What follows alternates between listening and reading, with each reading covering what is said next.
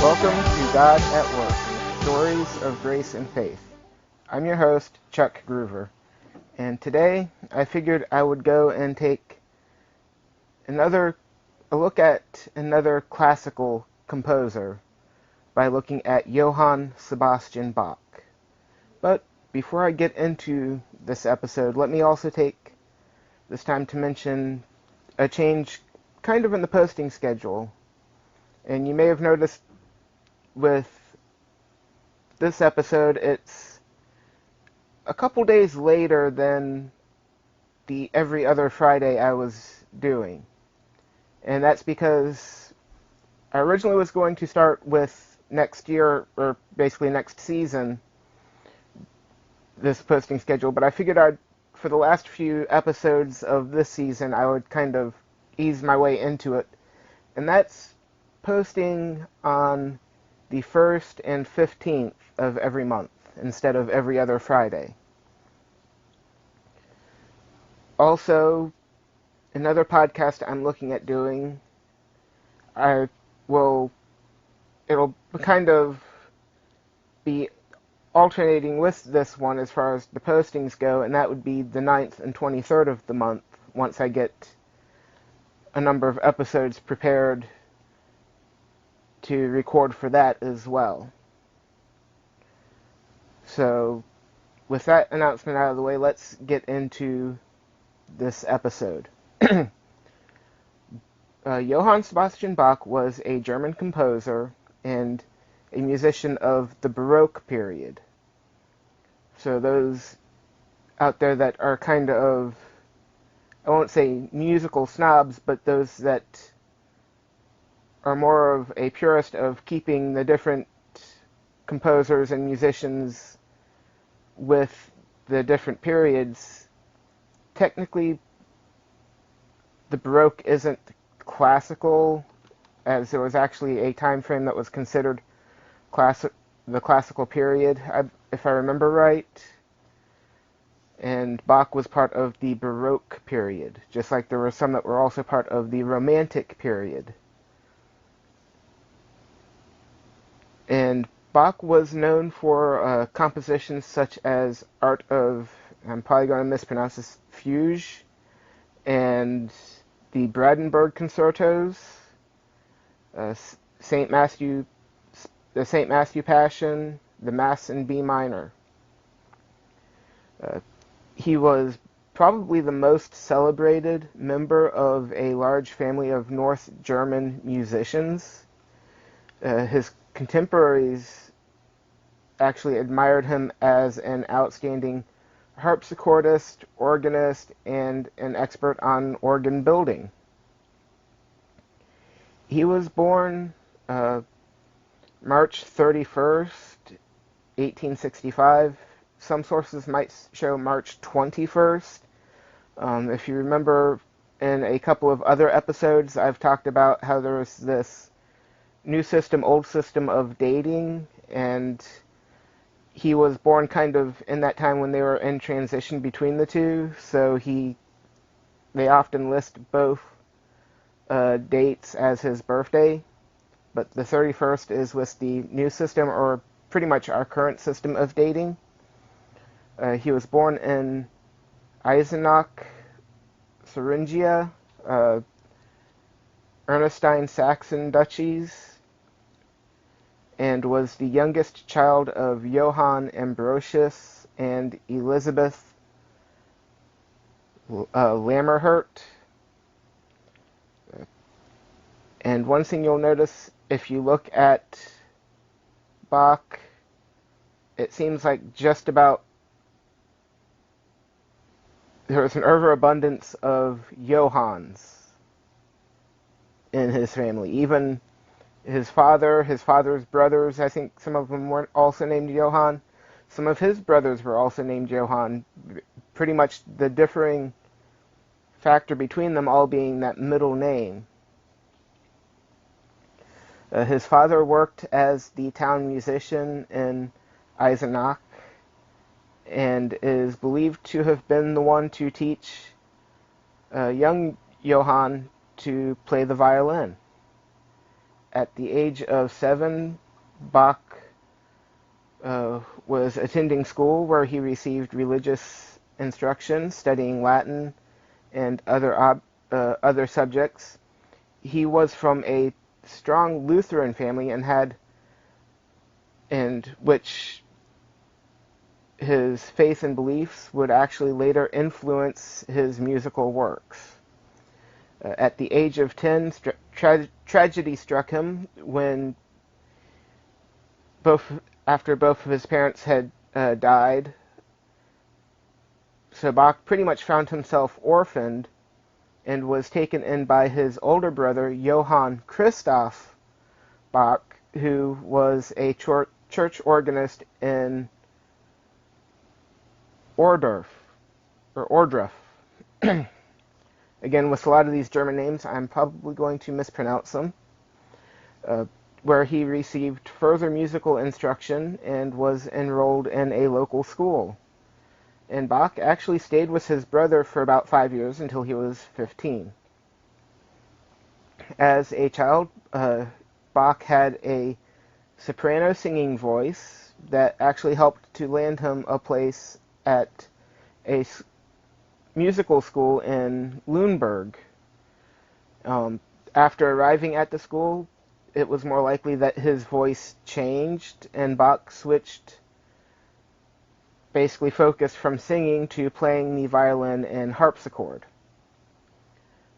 It's also believed that his experience at Lüneburg, if not at Ohrdruf, actually turned him away from secular music to where he focused chiefly on playing and eventually composing sacred music or church music.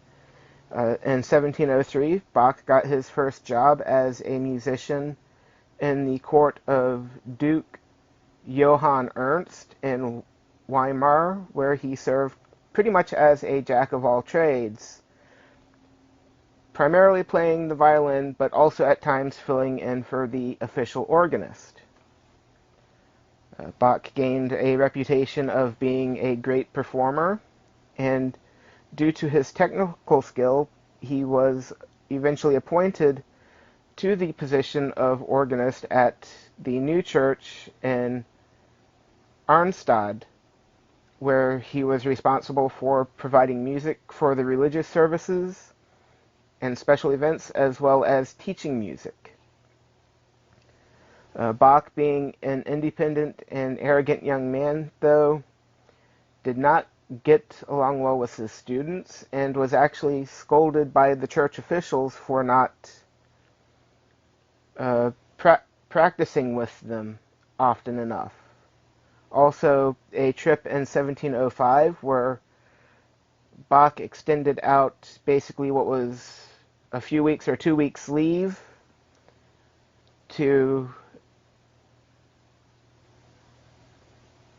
in order to hear the organist Dietrich Buxtehude, didn't really help the situation. In 1707, Bach left Arnstadt for an organist position at the Church of St.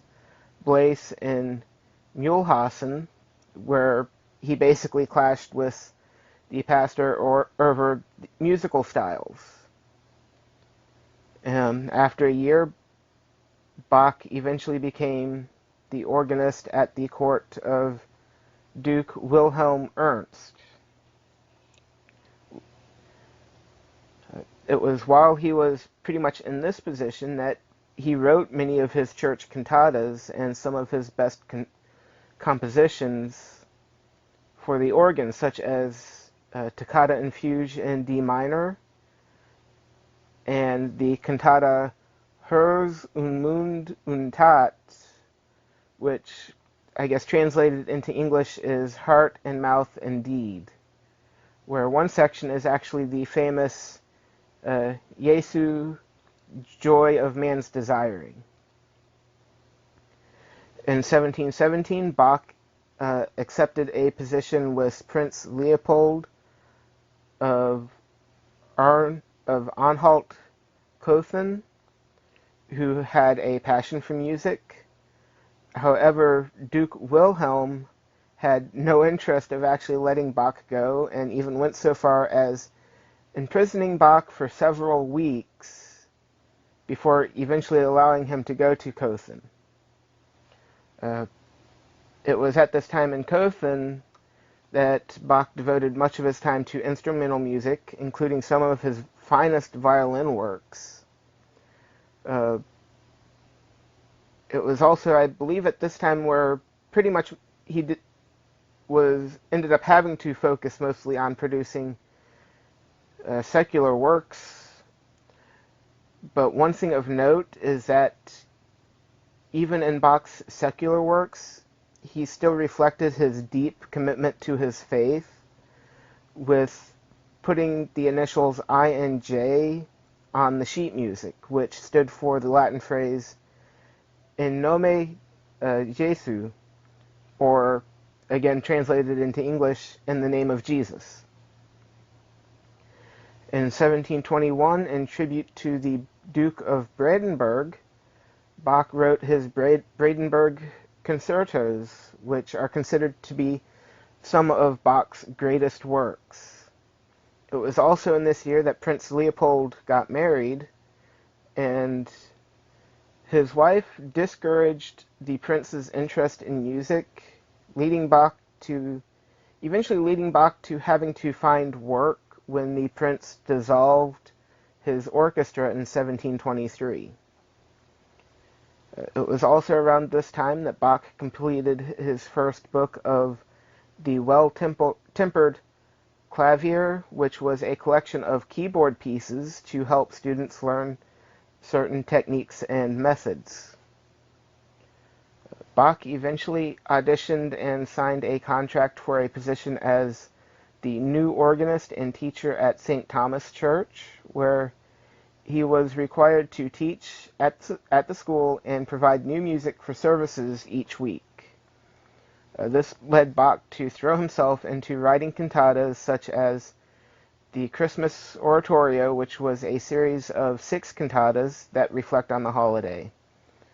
He also created musical interpretations of the Bible, often referred to as his Passions, the most famous being the Passion according to St. Matthew.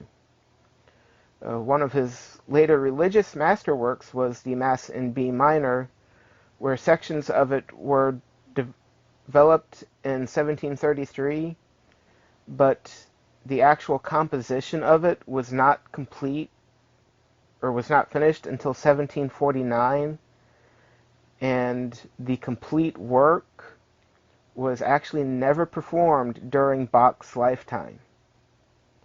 By 1740, Bach's eyesight was going, and although he continued to work despite of it, even performing for Frederick the Great, the King of Prussia, in 1747. In 1749, he started a new composition, The Art of Fugue, but it was never completed, trying to fix his failing eyesight with surgery. Bach ended up going completely blind later that year in 1749, and eventually suffered a stroke, dying on July 28th, 1750. One thing to note about Bach is, even though we view him as one of the great and well-known classical composers, being one of the names that if you were to ask a composer about anyone that composed classical music, his name, along with Beethoven and Mozart, would be up there in the top names you'd probably hear. But during his lifetime, he was actually known more for being an organist than a composer. Very few of his works actually were published while he was alive, and he was a master at invoking and maintaining different emotions, as well as pretty much being an expert storyteller using melody to suggest actions or events. He's considered to be the best composer of the Baroque era, and actually one of the most important figures in classical music again. So, pretty much that's Johann Sebastian Bach. I'm not sure if I'll go into another episode talking more on his music, or if I'll just finish off with the last two episodes I have planned out. But let me leave you with this quote from Bach. I found a website that had a number of quotes, and a lot of these quotes reflect, again, a lot on his faith. But I really like this one. The aim and final end of all music should be none other than the glory of God and the refreshment of the soul. So again, that was Johann Sebastian Bach. I'm Chuck Groover, and that's God at Work. God at Work, Stories of Grace and Faith, is brought to you by Becoming God's Man Ministries, and is written and produced by Charles Groover.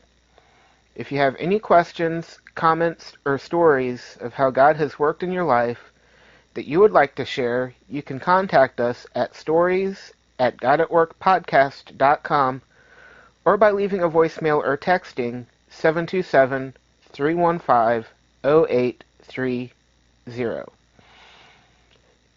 If you would like to support God at Work or Becoming God's Man Ministries, you can find out how by going to either godatworkpodcast.com or becominggodsman.com.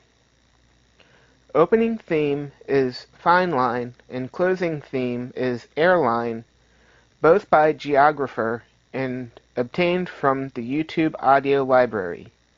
And as always, thank you for listening.